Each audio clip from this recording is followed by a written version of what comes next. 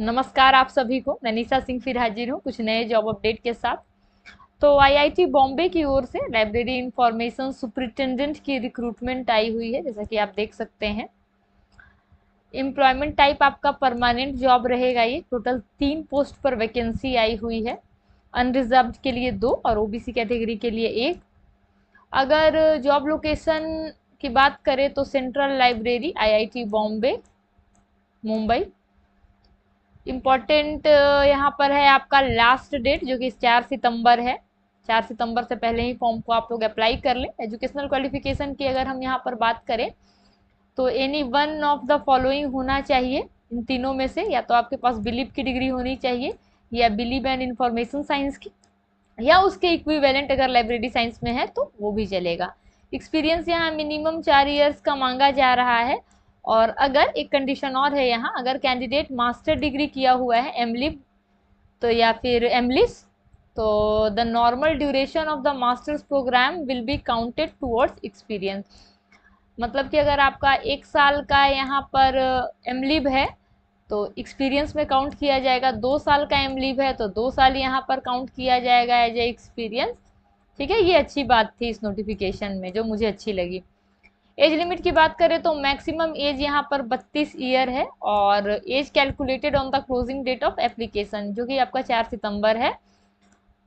तो एज की गणना 4 सितंबर के हिसाब से की जाएगी। ठीक है, आगे जो एज रिलैक्सेशन है रिजर्व कैटेगरी के लिए वो गवर्नमेंट एज पर गवर्नमेंट या आईआईटी नॉर्म्स के हिसाब से रहेगा।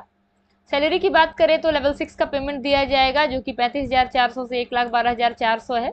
साथ में आपको DA, HRA, transport allowances, DA on transport allowance सब दिया जाएगा। उसके बाद सिलेक्शन प्रोसेस, सबसे पहले आपका एप्लीकेशन का स्क्रूटनी होगा, सेकेंड में रिटन एग्जामिनेशन होगा, फिर इसके लिए प्रोफिशिएंसी टेस्ट होगा जो कि क्वालिफाइंग नेचर का होगा। फाइनल मेरिट आपका रिटन टेस्ट के हिसाब से ही बनेगा। मिनिमम क्वालिफाइंग मार्क्स यहाँ पर है आपका जनरल, ओबीसी और ईडब्ल्यूएस कैंडिडेट के लिए 60% और एससी/एसटी कैंडिडेट के लिए 55%। आगे बात करते हैं एप्लीकेशन फ़ी की। तो जनरल कैटेगरी के लिए यहाँ पर आपका 500 है, और ओबीसी ईडब्ल्यूएस कैंडिडेट के लिए 250 रुपीज़। एससी/एसटी, पीडब्ल्यूडी और फीमेल कैंडिडेट को किसी तरीके का यहाँ पर फीस नहीं लगेगा। उसके बाद अगर आप सिलेक्ट होते हैं तो क्या कुछ रिस्पॉन्सिबिलिटी होगा आपका एज अ लाइब्रेरी सुपरिटेंडेंट। तो लाइब्रेरी कलेक्शन मैनेजमेंट, इसके अंदर ये सब काम रहेगा। चाहे तो आप स्क्रीनशॉट निकाल सकते हैं। कैटालॉगिंग एंड क्लासिफिकेशन, इसके अंदर ये सब काम रहेगा। सर्कुलेशन सर्विस रहेगा जिसमें आपका book issue, book return, renewal, reservation और रिकॉल सर्विस रहेगा। रेफरेंस सर्विस रहेगा। उसके बाद डॉक्यूमेंट डिलीवरी। उसके बाद ई रिसोर्सेस मैनेजमेंट जैसे कि journal, ebook, online databases, access management करना, ये सब। उसके बाद लाइब्रेरी एडमिनिस्ट्रेशन का भी काम रहेगा, यूजर एडुकेशन का रहेगा, लाइब्रेरी रिकॉर्ड्स का रहेगा, digital library required professional skills. तो ये सब काम आपको करने होंगे। अप्लाई कैसे करना है, आपको विजिट करना है सबसे पहले आईआईटी बॉम्बे के पोर्टल पर। वहाँ पर अगर आप नए हैं तो रजिस्टर कर लें, और अगर पहले से आपका आईडी बना हुआ है तो लॉगिन कर लें ईमेल आईडी और पासवर्ड के साथ। उसके बाद एप्लीकेशन फॉर्म को फिलअप करना है। उसके बाद फोटोग्राफ अपलोड करना है और रिक्वायर्ड डॉक्यूमेंट्स को अटैच करना है।